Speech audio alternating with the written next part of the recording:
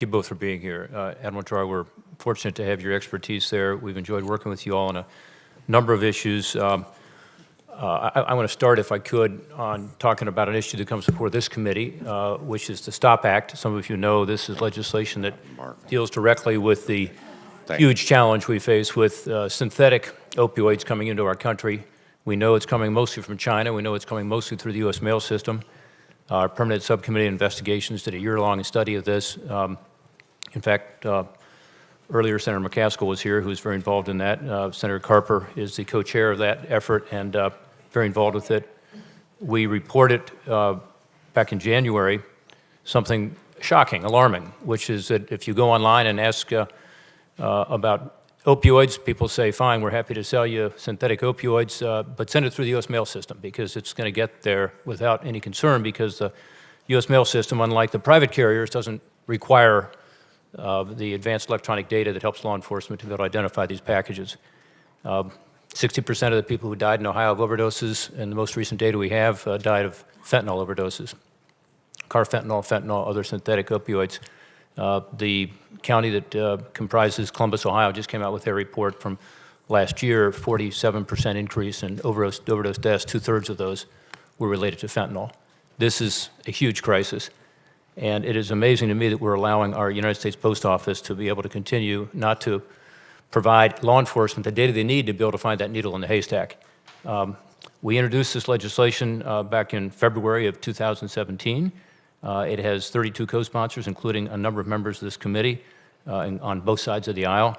And I just am frustrated, as the chairman knows and as the staff knows, we can't get it out of this committee. Can't report it out and get it to the floor for a vote.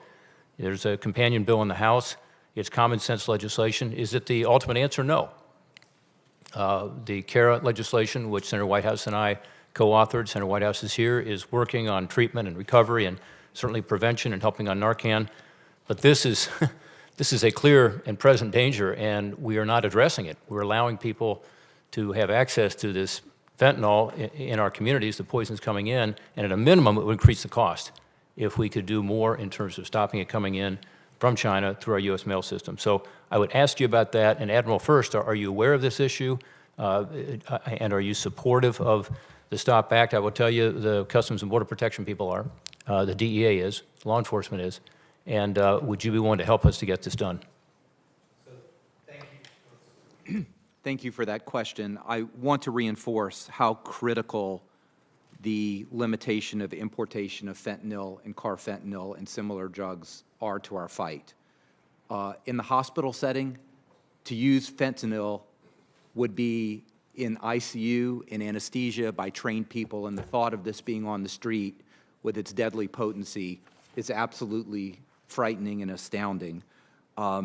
We would be very pleased. We work very closely with Customs and Border Patrol. As you know, the FDA has increased its enforcement capabilities and the number of import investigators that they have in order to stop the importation of fentanyl and carfentanil so it does not enter our supply. And of course, Senator Portman, we would be very pleased to provide technical assistance or to work with you collaboratively, because any efforts that we can do to minimize fentanyl and carfentanil getting on the streets will greatly aid our fight in prevention and treatment. Thank you, Admiral. I hope the staff on this committee and leadership of this committee hears that, and I just think it's one of those issues that we should be able on a nonpartisan basis to address and address quickly. With regard to prescribing limits, I noticed that CMS recently finalized their Part D call letter, which sets a 7-day opioid prescribing limit for Medicare beneficiary patients with acute pain. Not talking about chronic pain, not talking about cancer, we're talking about acute pain. As you know, in our CARA 2.0 legislation, Senator Whitehouse, again, is here, the co-author of that bill, we set a 3-day limit.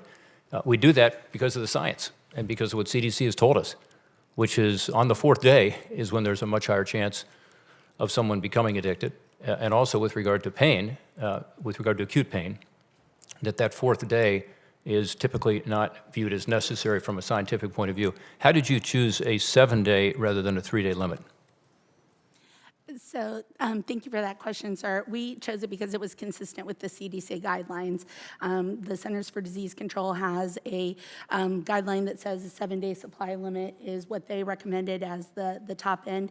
We sought public comment on it, and the commenters supported this, and we were really trying to strike the right balance.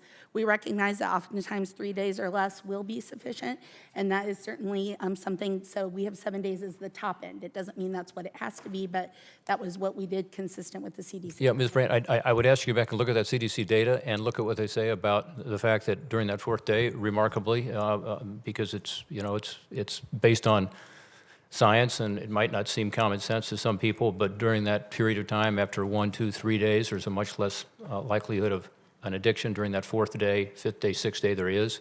So I hope you will take another look at that and consider a 3-day limit, again, for acute pain. And by the way, someone can go back and get another prescription, but they have to go back and explain to the physician that's prescribing it why that's necessary. You know, if you look what's happening in my state and states around the country, almost everyone who dies of an overdose started with prescription drugs still. And the ranking member, Senator Wyden, has just talked about this issue of just the pain of the families going through this with regard to prescription drugs being usually the gateway to the overdose and the deaths. Thank you both for your service, and we look forward to continuing to work with you.